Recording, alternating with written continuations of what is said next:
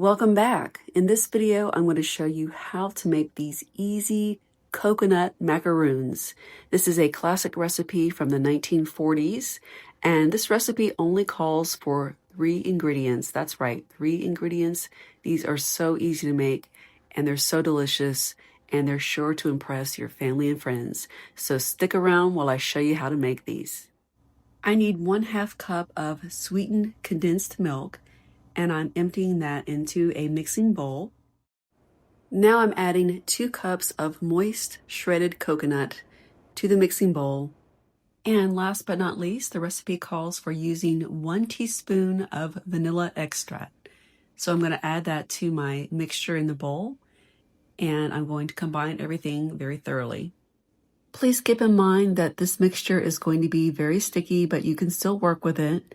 Now, the original recipe calls for dropping the mixture by teaspoon onto a cookie sheet and then baking it in a preheated oven at 350 degrees Fahrenheit for about 10 minutes or until the cookies are delicately browned.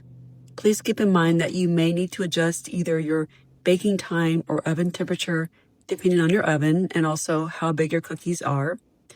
If you feel that a teaspoon is too small, which it is, back then, a lot of home cooks didn't yet have standardized measuring spoons.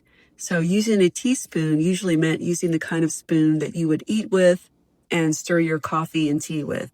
So if you want to use like a 1/2 tablespoon or a tablespoon, you can do that, but you may need to adjust your baking time.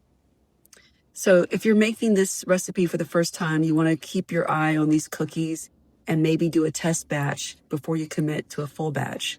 So that way you know how long it takes to bake them in the oven.